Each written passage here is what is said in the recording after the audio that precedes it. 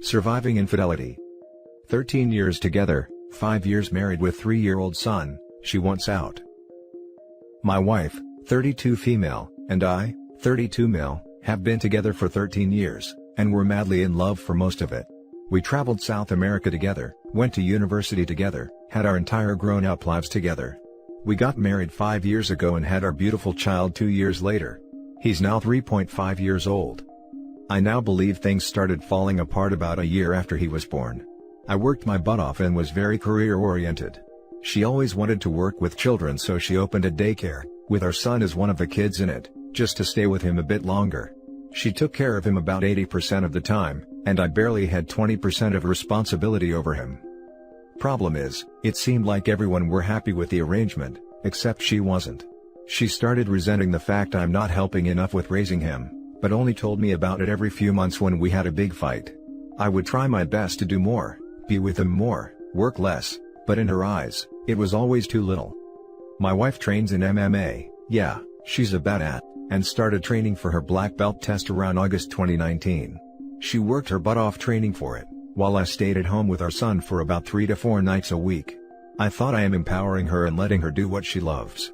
I now know that she started seeing these trainings and her friends from there, as a replacement for the things she wanted to get from me.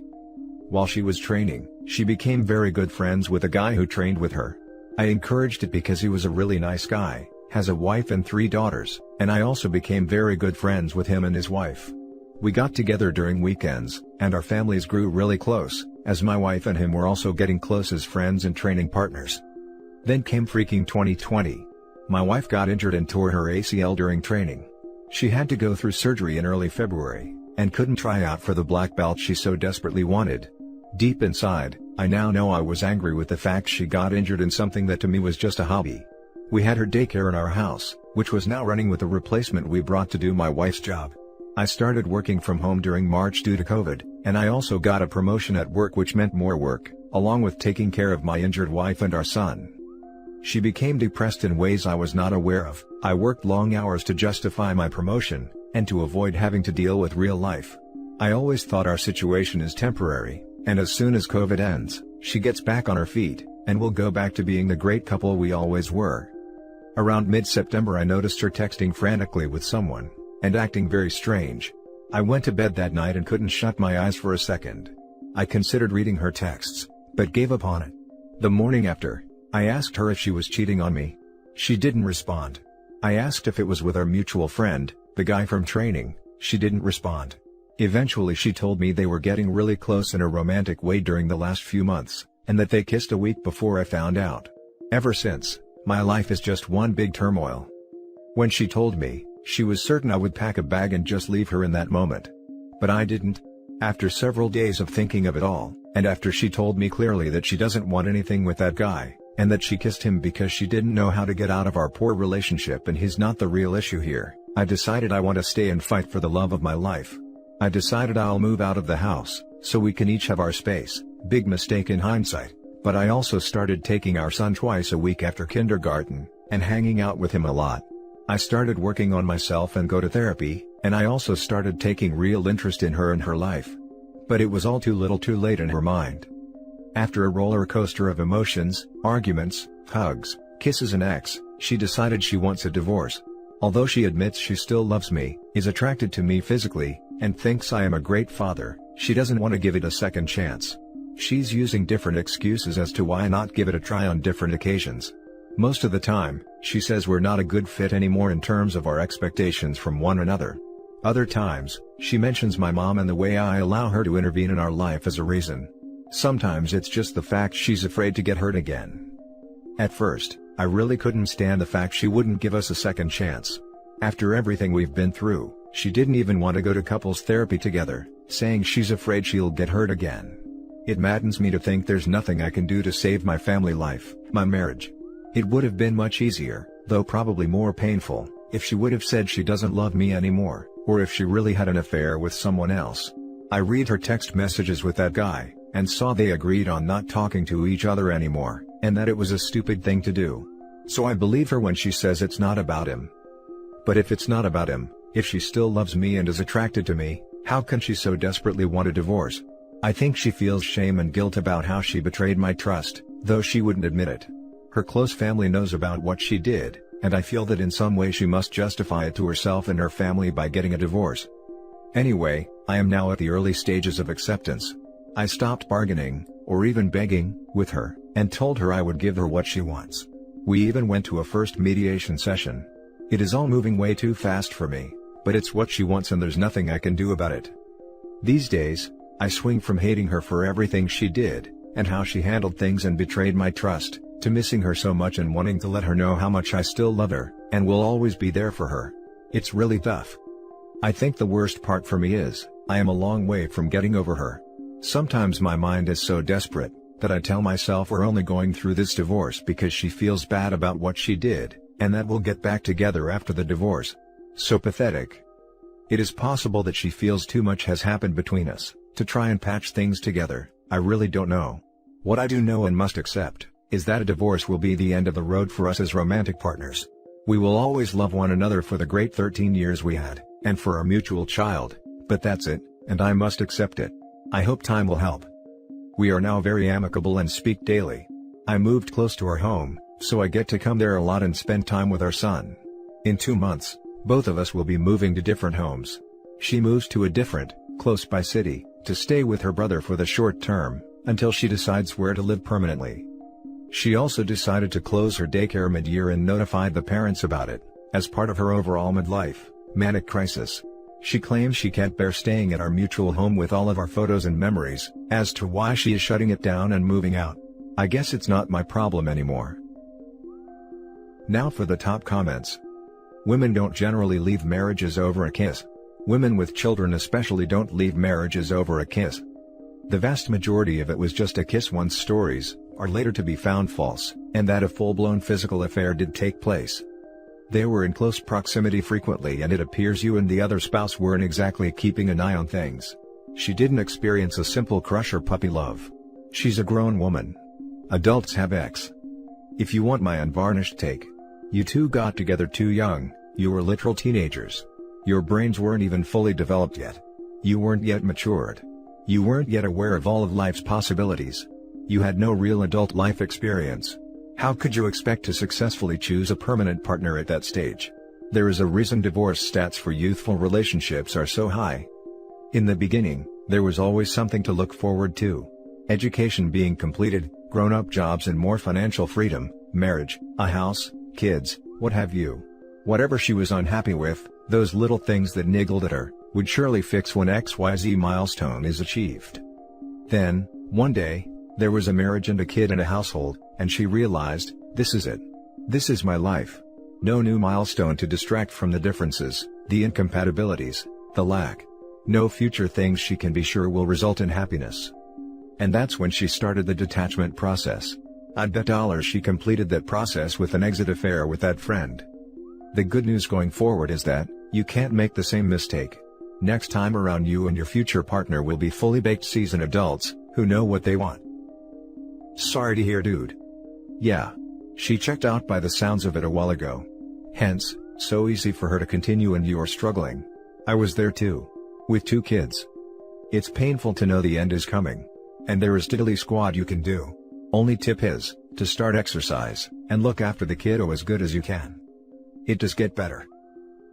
How long has it been since your separation? Thanks for the kind words. For now, it's mostly work, drinking, and binging on Netflix. She is likely in limerence with the other guy, and claiming just a kiss, is like the oldest lie in the book. She said via text to him, and him to her, that they should stop, but there are so many ways that they can keep in touch on other apps or a burner phone, that there is just no telling. If this is limerence, it will end at some point.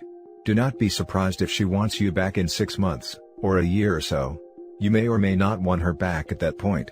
For now, work on yourself and move on with your life. Maybe take up MMA. Thanks to you, I learned a new word today. Not that I like it specifically, but you might be right, and she could be somewhat obsessed with him. I will probably never know. Your suggestion is spot on. Especially taking up MMA. Could be nice, thank you. Now for the next story. My sister, 30 female, is cheating on her husband, 30 male, with multiple men. Advice needed. My sister, 30 female, stay-at-home mom, was recently caught for the second known time in her 10-year marriage engaging in adult conversations with men online. They both have 2 young kids together, 5 female and 12 months male. The first time, her husband, 30 male, eventually forgave her, but has had an extremely hard time trusting her. He's turned to tracking her location, which she describes as extremely controlling. This time around, they got in a fight because he found a secret Snapchat of hers full of photos and explicit conversations. The argument ended with her getting in her car and driving an hour to said guy's house that she was talking to. She ended up going to my mom's, 55 female, house the next day, and has been staying there, going back forth with the kids each day. We suspect my sister has borderline personality tendencies. Her moods are erratic and she makes very impulsive decisions, many being actual. She turns very hateful, and in 1 minute is screaming at the tops of her lungs at her husband or us. This has been going on since her teens, but we are now suspecting it might be an unchecked mental issue. Daily, she acts like nothing is going on. She responds to every inquiry from us, that she is fine and that everything is great, yet her husband is a complete mess. One day she is kind to him, and the next she is screaming at him, through text, to make his mind up, and that she can't wait forever. My mom has caught her meeting up with this man in parking lots a few times since her stay, and says she is smiling at her phone often.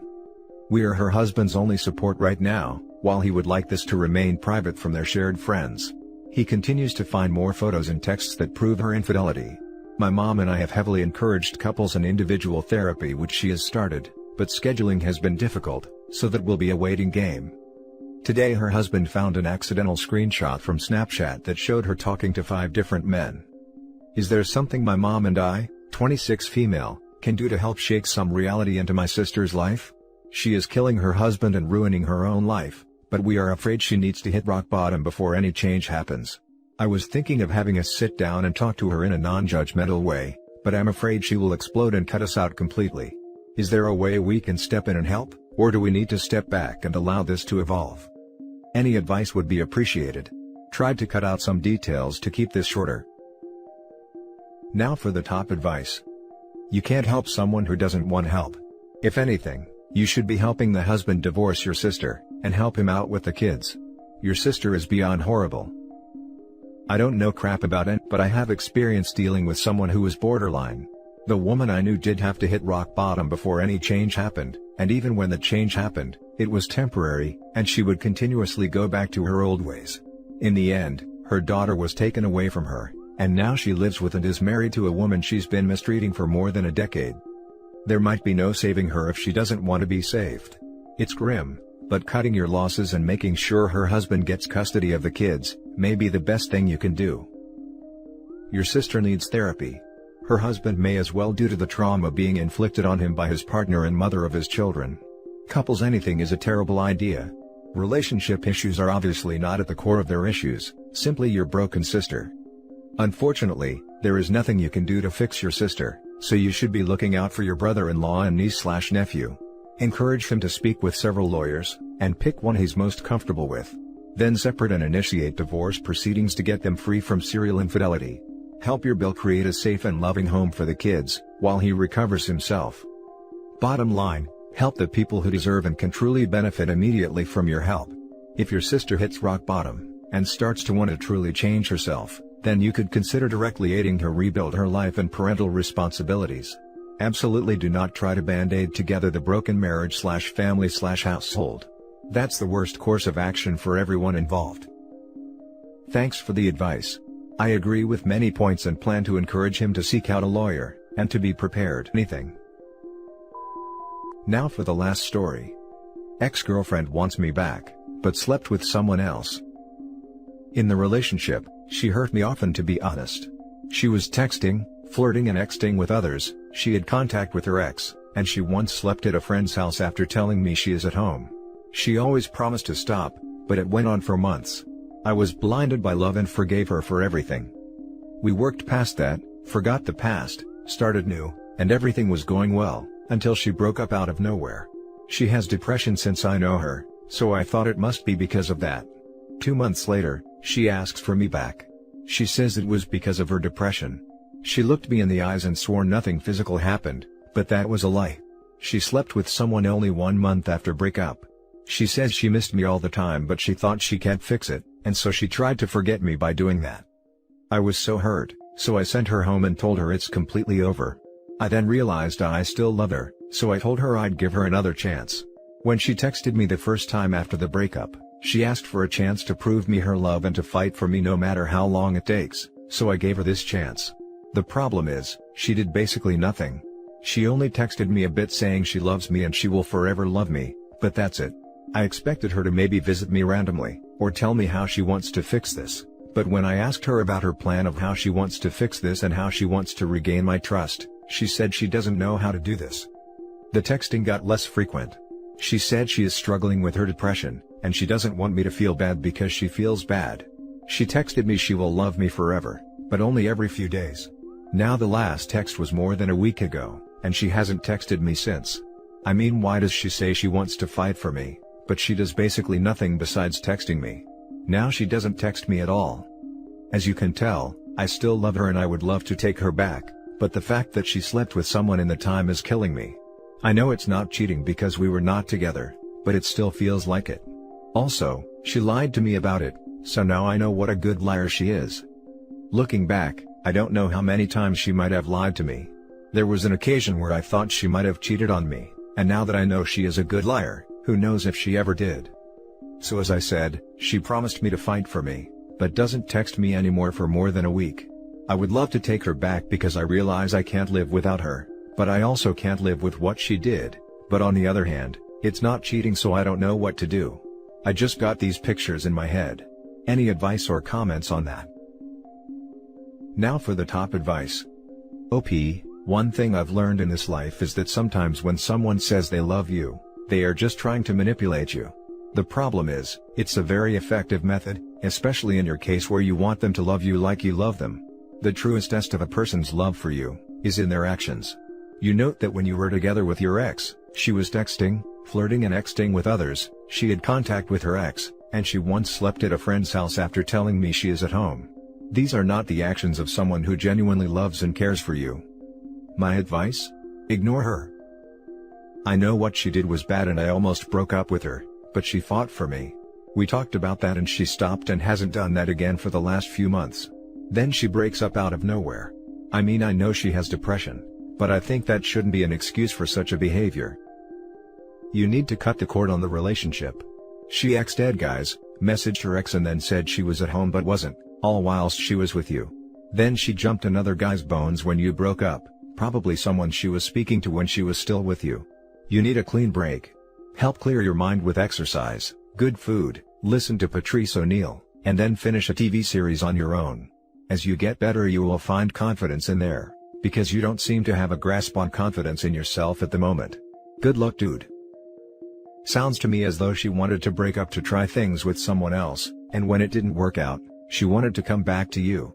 Please don't be someone's second choice, you deserve better. Anyone who openly flirts and exes with other people while in a relationship is disrespecting you and your feelings. I know that, but luckily, she stopped and we had no problems for months. Then she breaks up out of nowhere. And that's it for this video, guys. If you have thoughts to share, leave a comment below. Don't forget to hit like and subscribe if you like this content. I'll catch you in the next one. Good day, everyone.